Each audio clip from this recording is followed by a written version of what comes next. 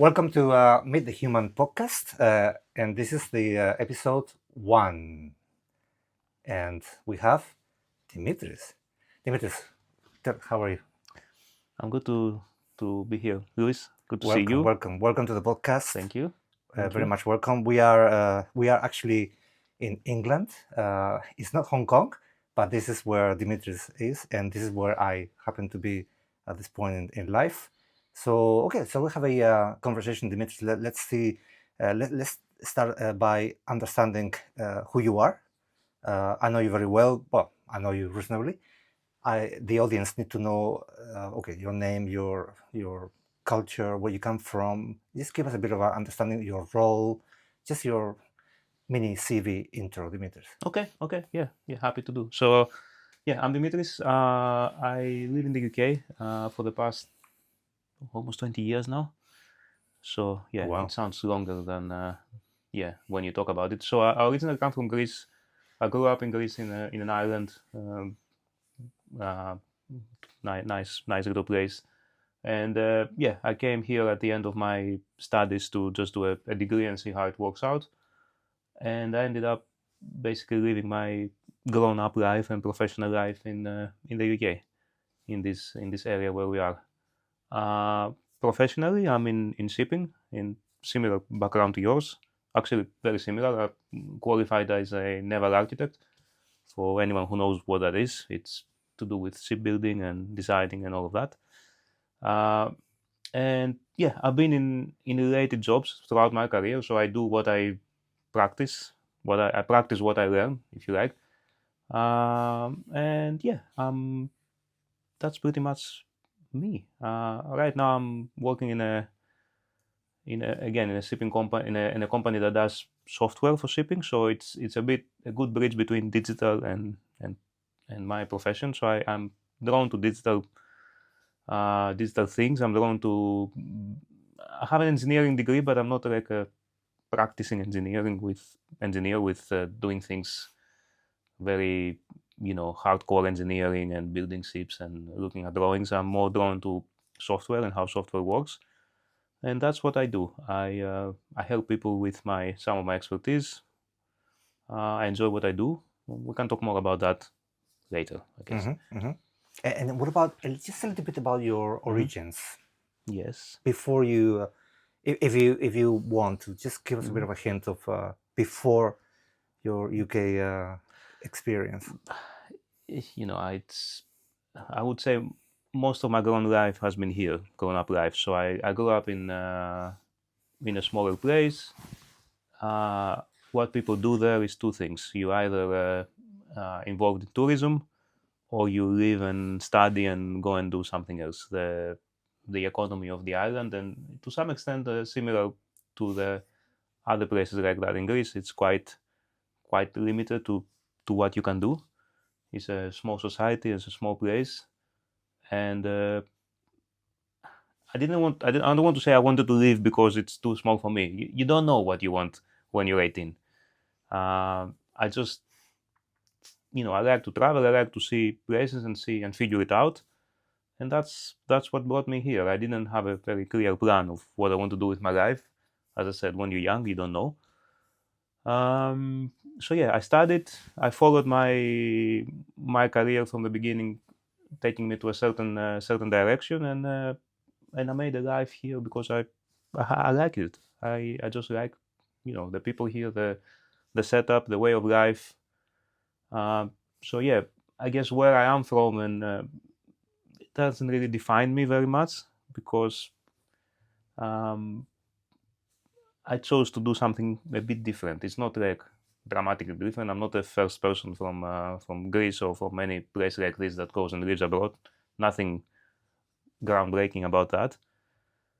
But I don't feel myself culturally like I'm following a particular culture or nationality.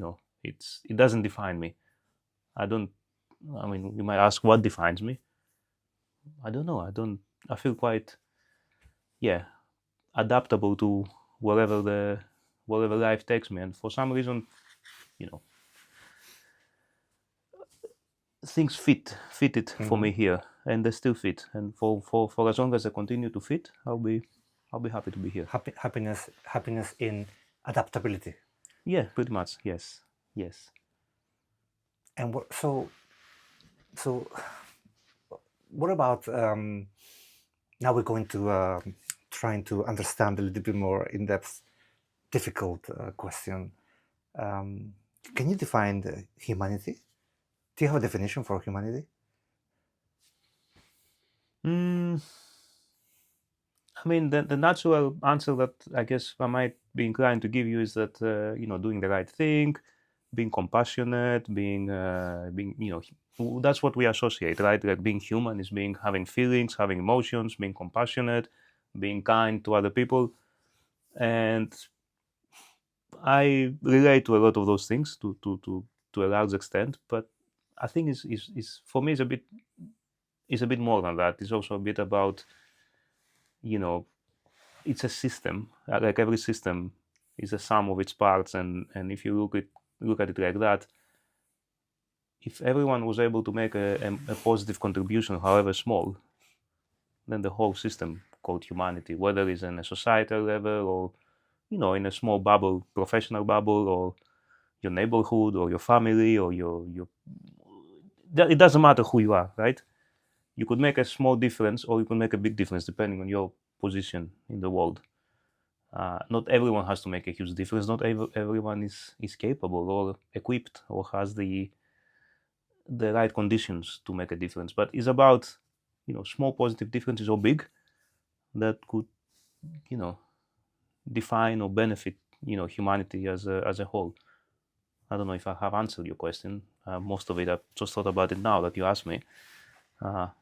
Hopefully it shows the lack of preparation in this podcast. You have answered my question very well, actually. Okay. Yes. If you ask me what is humanity, I need to think about it. So I'm in the same place. So thank you. It's a good point. Actually, it's very interesting. You say humanity. Humanity is a system, or humanity requires a system to be expressed. It's very interesting that you chose the analogy of humanity and system. System means society, societal groups. Is how big or how small you want it to be, right? It's a system could be your own family, your own family and friend circle, and if all of you are nice people that make a positive contribution to each other, things are going well, right? You all live in harmony and you thrive with each other. But it could also be your workplace, which is a lot bigger or can be bigger. And in the same way, it can be a village, it can be a town, it can be a country, it can be as long as you want it to be. So you could be a member of your family, of your tribe, or someone in your workplace, or a powerful person, politician, or a wealthy person. But in every of these scenarios, if you strive to make a positive contribution, this whole system, small or big, will benefit, right? Mm-hmm. And would you be able to, if I ask you just name one or two human values, would you give me a list? Yeah, sure. I mean, compassion, care, doing the right thing, being respectful to other people, understanding, listening other people, love where it can be expressed. For me, those are the core sort of values: honesty, integrity. Imagine, in a system where everyone kind of sticks to these values, how good it would be, this right? This podcast is going to be about systems. Sorry. We keep, I just made it up in a way that, and this is not prepared. This is just how it is. It's maybe it's an engineering mindset, right? Because we like to break things and put them apart. And tell me about systems. No, I cannot tell you anymore. I think I've exhausted the subject. But okay, we take this analogy now and we stick with it and we live with it. And I think, for anyone who hasn't switched off yet or isn't about to, maybe they would follow us in that discussion. Okay, so system. So you more or less have some idea of human values. Do you have any story of yours, anything that you can actually think of, you have experienced or you have shown this humanity as you define it and these human values in achieving, in generating some positive outcome in anything you can, even if it's small, or can you find a correlation between those? Yes. I mean, there are. It, for the, Something you are willing to share, by the way? yes. For I guess I came unprepared for this, partially because it's your fault, obviously, because you sent me a document that I couldn't open. Yeah. But this is good because it's unscripted now. It's Yes, completely. we will talk about that later when Yes. we talk about technology and humans. So actually, Yes. it's funny. Yeah, we are under a technology hiccup. But anyways, Yes, which is absolutely fine. I think it's going to work for the best. Yeah, I don't know. It's hard. I was telling you when we had coffee about recent experience with my mother and her illness, and I always thought myself as quite composed and kind of relaxed person and composed, and sometimes I even accuse myself of do I not have any feelings? Do I not? Because I keep a lot of things inside, and I try to keep a balance, and I try not to express myself outwardly too much. I don't want. It just doesn't come natural to me to be emotional or expressive. But this whole thing, went out of the window uh, earlier this year, late last, when my mom was seriously ill, and we're very close, and you don't expect this to happen to a person so close to you. It's life, and when you see it happening to other people, you're like, oh yeah, it can happen, but you don't. Unless it happens to you and to people close to you, you can't really. It reveals a lot of things about yourself and how you cope with it, and yeah, your question is an example of how I apply my humanity, whatever humanity I have. Yeah, it was a difficult situation that we all had to figure out how to deal with it. It's just uncharted territory for everyone, for the whole family, for who needs support, how can we support my mother, how you can support my father, who was equally devastated, the rest of the family. Is it practical support? Is it emotional? And yeah, I just didn't think I was capable of any emotional support to anyone because I don't feel that it comes naturally to me. But anyway, long story short, this doesn't need to be a heavy subject. She's doing well. She's much better, exceeded expectations. We're all very happy. But this whole process taught me, how to be more human, in a way, how to support everyone and get support also as well, because that's the other thing. You think you don't need any help, but you think you've got it all covered and under control, all the practical things. But yeah, you do need a lot of help, and I had a lot of help from people close to me. So maybe going back to that system example, this was an example where everyone did a bit, emotional, practical, whatever everyone could. And okay, at the end, it made a positive contribution. Okay, some of it was purely down to medicine or a higher power or whatever you want to call it, but some of it was everyone pulled their weight, let's say, in that difficult situation. So at least for me personally, it took out aspects of my character that I didn't think I had. I thought I was like, if you were to put me in that position and say, how are you going to cope with this? So I'll be like, I don't know. I don't think I will be able to cope with this mentally, emotionally, practically. And yet it turns out that, I could. And we all do. I think we all have something like that ideally you don't want it to come out in such a difficult situation. You want it to, to use it in a more pleasant or more pleasant scenario. But yeah, we have got some humanity in us that comes out in unexpected ways, I guess.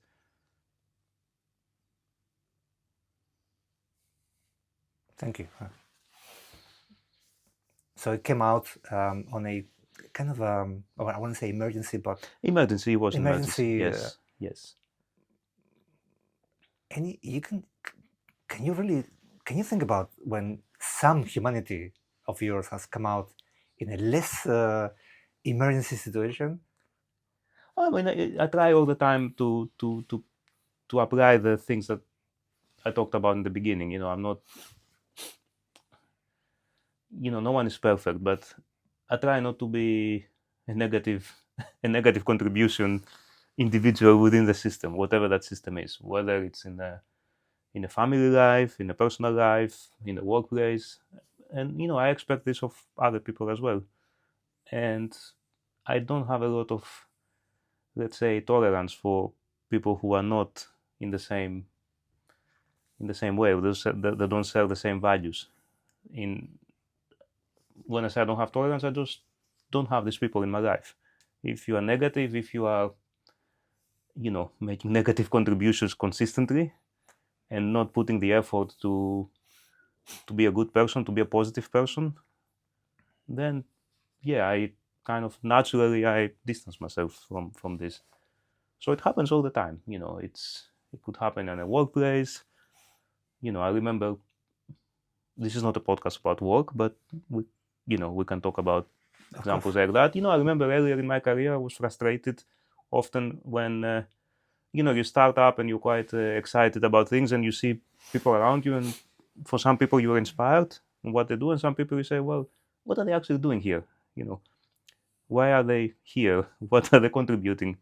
Is there something that I'm missing? And I used to get frustrated about this. um, of course, with experience you learn to realize that that's how it works.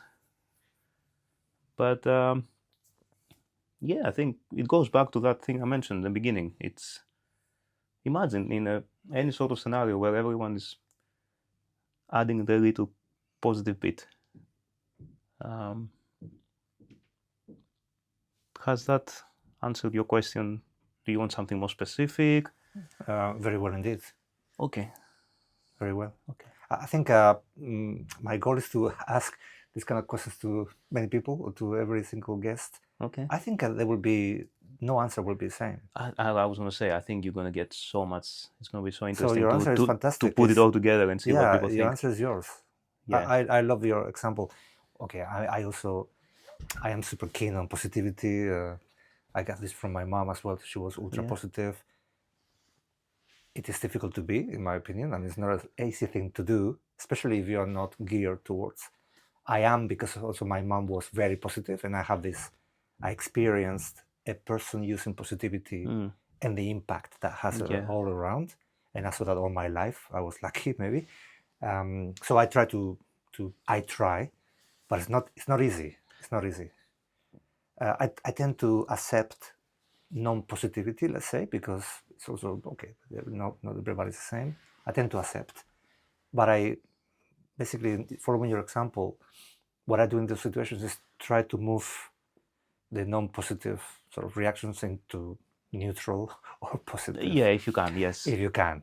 So okay, I don't give up in that respect, because to me it's important. Yeah, and I don't want to get get this sounding the wrong way. It's not like if you're not positive, I don't want you around. But this is why I'm asking you, because I know Dimitris a little bit, and I don't want the audience to think that Dimitris says, "Oh, you're negative, you're out." No, it's not like that. No. It's not like that at all. So and you want to help, and you want to, as you said, to drive people into a more positive or at least neutral mindset. But when something is consistently negative, when someone is consistently negative, and they can't really change the mindset, then it's probably healthier for me to have less association, because it doesn't. Do you see any? Okay, just going a little bit into work, into professional life. Now we have explored a little bit of humanity. Some examples. You mentioned a couple of maybe values that you identify as humans. You have some of them, especially positivity. You also you realize about expressing your emotions and situations and sharing.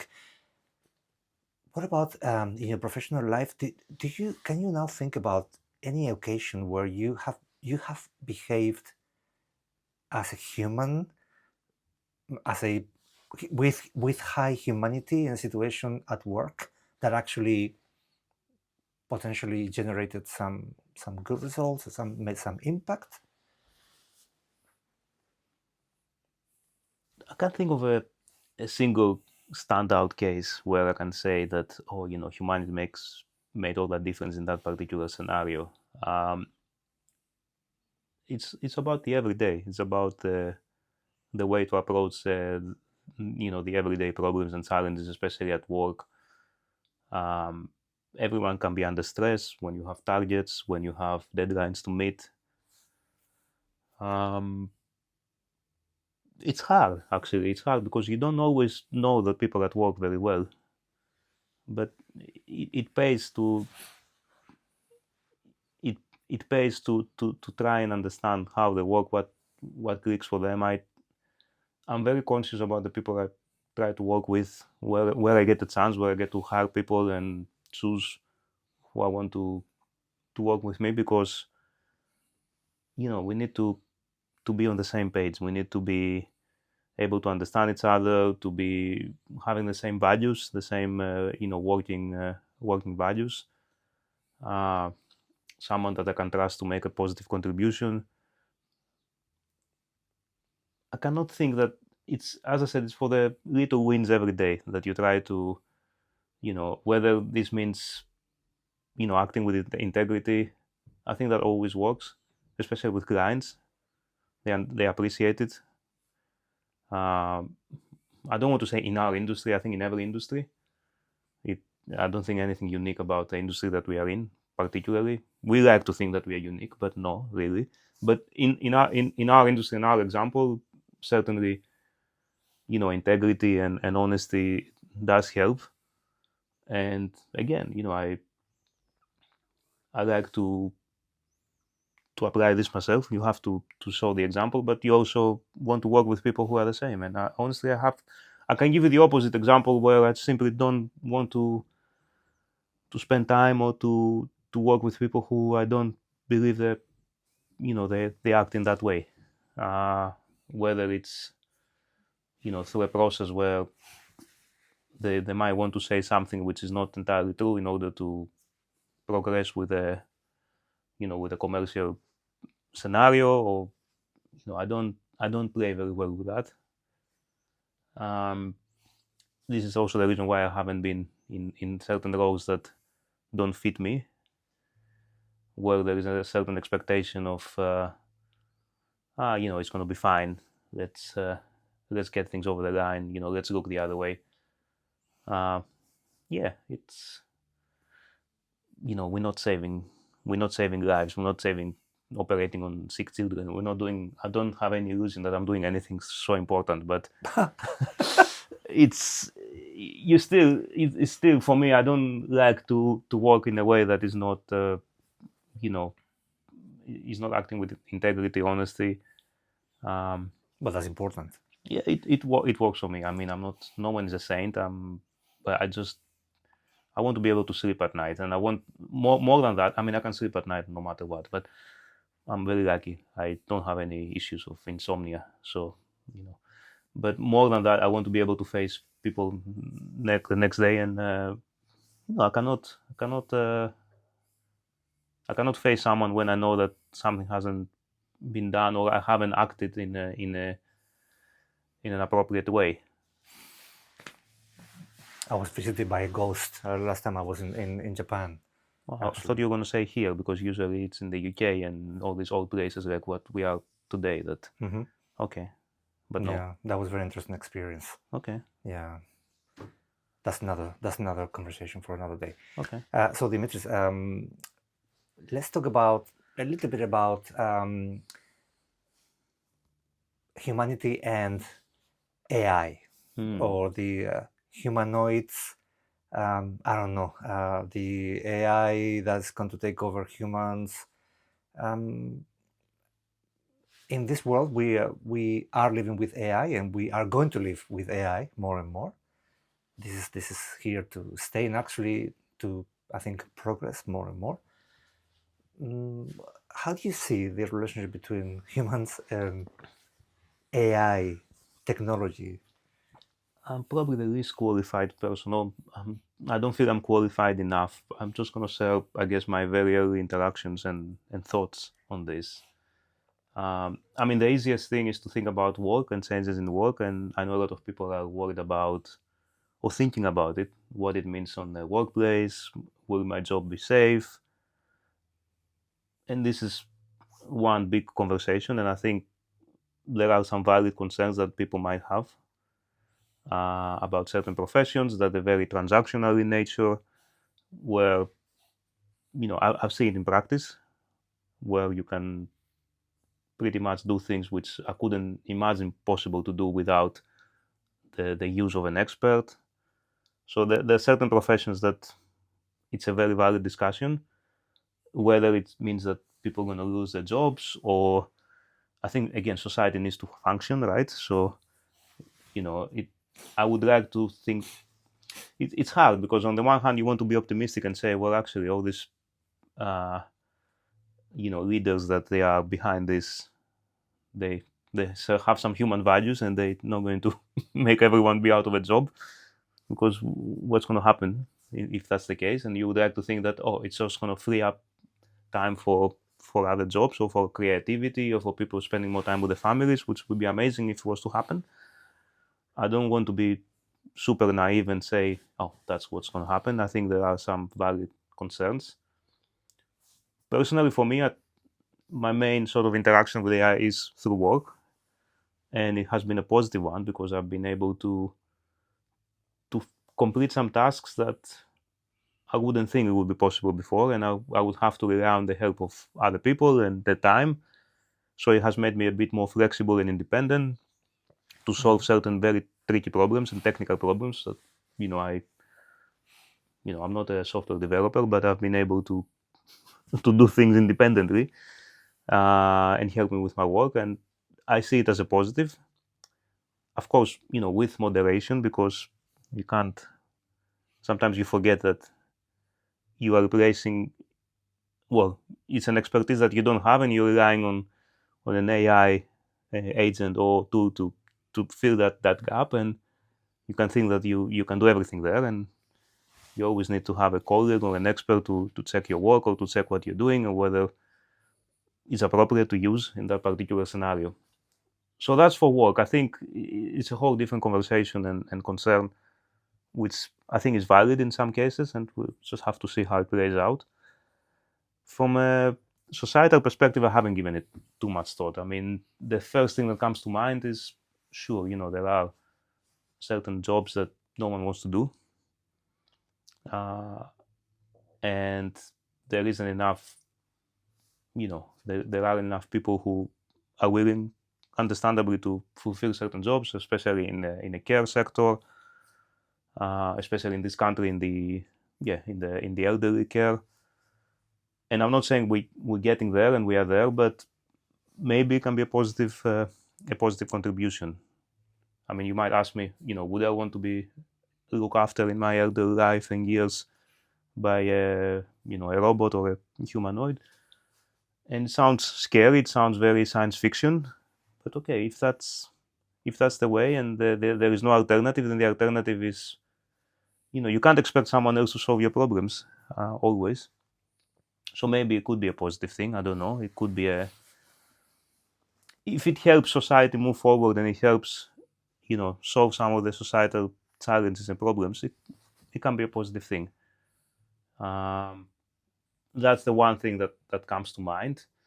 Of course, there is a more sinister part, which is, is it going to be Sinister. yes, science fiction kind of in a bad way. Is it going to be replacing human relationships and interactions, and is going to be replacing human companionship? And you can't help but thinking that. And for some people, it's already kind of maybe they're thinking that this could be an answer to loneliness, and it's sad to think about it like that. But also, you can't think that, oh, everyone should go out and make friends or make relationships. I don't know what to make of it. Actually, it's scary to think. Is it possible? It's very interesting. Is it possible that if we hide our humanity, we may give humanity to AI, and suddenly our best friends are AI instead of other humans. What is happening already in some Yeah, to that's some why I'm extent, asking. right? It's happening already. You don't have to think about the human-like robots and all of that stuff. In a way, it's already happening. Well, with our reliance on virtual the virtual world, social media, not social media itself, but some of the world that they represent, which is not always real. We have already given up ourselves, our humanity to some extent, and our time and our personal interactions. Mm-hmm. We've given it up Giving up to what? To whom? To what? to looking to consuming different digital tools, different digital alternatives, right? Is it that you said giving it up? Is it that we are not making use of it more than giving it to some I other think entity? no. I mean giving up our time, Giving up our time. giving up our time instead of you and I having a conversation and going for a coffee. I would spend the whole afternoon scrolling on my phone or something like that, Mm-hmm. or watching Netflix or whatever. There's so much digital content available to us, whichever way you look at it. Do you think you can be? Sorry, this question is Yeah. maybe a bit deep, but this is what we're here for, Okay. actually. Yeah, that's fine. We can do deep. Do you We think? can Do you, try. do you think? Do you think we can be? We are humans when we are doing that scrolling exercise. Are we exercising humanity in that No, I case? don't think most of the times. I don't want to generalize, but I think most of the times we are not, No. Oh. because a lot of it is meaningless content, right? And we are guilty of doing that. I am. It's What is the? What would you think is the a good scenario we can create for humans to exercise humanity more? well when it means, I guess, some hobbies or things that it makes you go and meet people, and it opens a horizon for you to do something positive with your life. Let's say you explore some new area that you didn't know about, some hobby, some interest, some social group, and it means, "Oh, actually, I want to meet these people. I want to be a part of this." Then that's amazing. That's very positive. And for me, that's one of the reasons why I kind of still keep some of the social media, because a lot of that activity happens there, and I happen to be in certain social clubs. And if it wasn't for that, I wouldn't know these people, right? But I've actually gone out and met these people and do things together in a physical world. The negative thing, and I don't want to be too dramatic and say it's happening a lot, but there's definitely a lot of content there that the sole intention is for it to be consumed with no positive contribution. The Mhm. doom scrolling, that sort of thing, the envying of what other people do, the making you feeling inadequate, all of this.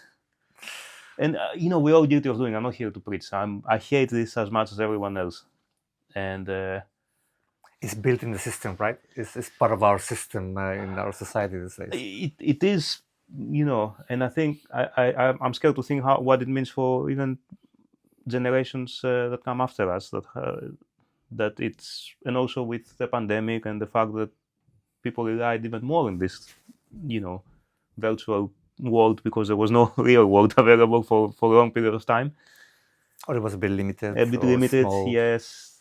So So, to answer your question, I don't like it. It worries me sometimes how much of the limited time we have on Earth we spend doing this. So screen time and all of these tools, great if you use them. Although quite ironic that uh, those who created the problem create a solution for you. But that's how things well, we work. just hope people will be watching this on screen, and we hope that the moment they spend watching this, hopefully ignites some intention to exercise their humanity a little bit more. Maybe, or Maybe, or maybe not. or maybe this content is so boring that they're watching this on the one screen and they're scrolling on some. Yeah, it's possible. It's I possible. think it's more It is likely. possible. Yes. Oh my God. Oh, I'm sorry. I apologize. Okay. So I think we are more or less finishing this podcast. I just want to ask you another, I don't know, tricky or difficult question. Why did you agree to talk to me? It's not tricky at all. Obviously you've been here, and it will be a great chance to see you. We always have good conversation. We don't see each other very often, but every time we do, we have good. I mean, talk to me in this public way. It's a bit different than sharing a coffee. Yeah, now you might. If you had asked me this question at the beginning, maybe I wouldn't have done it. So I don't know. You put some pressure on me. I just thought it's going to be a good conversation. We're going to have a good chat. If it's going to be interesting for someone else, it will be great if it is. But at the worst case, you and I will have a good chat, and even if no one else is interested, at least we had a good conversation. Yeah, we tend to have a good time. Yes, which is fundamental. That's it. That's it. Yeah, Okay. that was an easy question. It was not a difficult question at all. Thank you. Anything? Any? Okay. So in reflection of this, so we have been. Okay, so we've been understanding you as a network architect and you as your origins. Your origins actually for you look like it's very much in the past, and then you have built up your life here. Then you are going through your profession briefly, but then coming into trying to understand what humanity means for you. You gave us a couple of examples. The idea of system at the beginning, then the idea of very interesting of being able to share your emotion. This very interesting concept that I heard from you now, because I would never think that it is difficult to. It's a difficult thing to do, but I understand for some people. For me, maybe it's not, but for some people it is. It's part of being human. The way you are. What I have also understood today is you discover. Well, I have discovered that you have potentially not used all your humanity as much as you could in overall circumstances of your life. Let's say that it comes up in this case as needed on emergency or not emergency, but when it's needed. So maybe my very last, and then we've been discussing about the role of AI and how you see the future and how maybe technology can also become a bit of the human companion sometimes. Should we give human values to AI? Should we teach AI to be human? You didn't ask me that, but that's a good I didn't. question. Yes. And I'm reflecting. What do you think? We have to. We have to. Yeah, I think we have to. We yes. have to make AI behave as human. I mean, is that possible? I don't know. I mean, a lot of things are possible. It's never going to be the same, but especially in the scenarios that we talked about, like companionship, care. What's the alternative? I mean, what if we don't do that? Maybe if we do, maybe the people would just see this as a tool and nothing else, which is okay. I guess it's a functional thing, and maybe there is a risk if you make it too human. Maybe people start mixing things. I don't know. I don't know. It's a good question, actually. That's why I was triggered by this and said, "You didn't ask me. We need to talk about it." But it was around your. I think it was around your thinking. So I think we have to. I'm still leaning that we have to, because it's not a replacement, but if inevitably we get into a situation where AI will be in our life in that capacity as well, and if that's inevitable, and it's a big if it's inevitable, but if it's happening, we can't change it. At least we might as well make it better, right? Okay. Dimitris is a person very much on the concept of flexibility and adaptation, because I think this is how you are, and yes, and your reply is very much goes along on how you are. Okay, I know him a little, so I'm playing with advantage. Okay, Dimitris, this is nearly the end. Nearly the end. Can you give me a question that you want me to ask to a future guest of this podcast? Oh, that catches me unprepared again.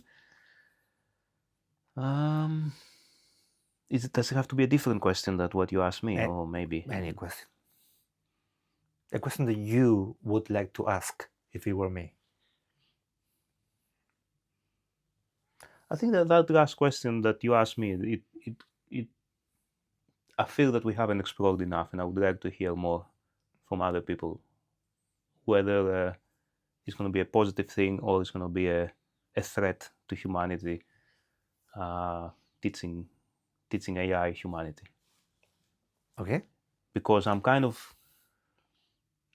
going to say I'm conflicted. My instinctive reaction is, yeah, let's do it because it's, what's the alternative? But I'm replaying back my answer and I'm thinking maybe I'm missing the point here. So I will be keen to know what others think. Maybe that's even a whole new podcast topic on its own. But yeah, you have to lay the foundations. It's a very interesting question. With our audience. I mean, the audience will be also, hopefully, suggesting questions to build up the podcast and to understand humanity from the humans, and also how do we deal with it in our daily life and professional life, and with technology, and how do we build a world that is more human, together with everything that we have around humans and also technology. Well, thank you very much, Dimitris. The question is okay, well noted, and it was a pleasure to have you here. Likewise. Thank you for joining the episode number 1. Wow, Genesis. Pioneer. And I'll see everybody in episode number 2. Thank you very much. Thank you. Thank you.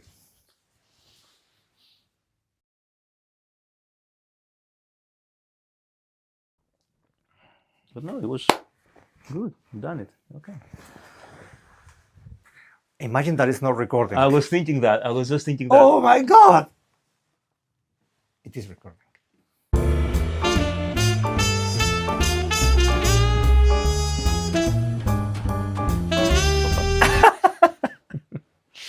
Excuse me. Let's get serious. This is a serious podcast. I apologize for the size of the iPad. It looks like Moses played. 42. So how long do we want this ideally to be? I think half an hour is the sweet spot. Yeah. Otherwise, people are bored. Less is a little bit like, these people don't have anything to say. Yeah. And a bit, okay, it could be 45 minutes, to be honest. It's not the end of the world. Let's see how it goes. You can always edit things out. I have no idea. Yeah.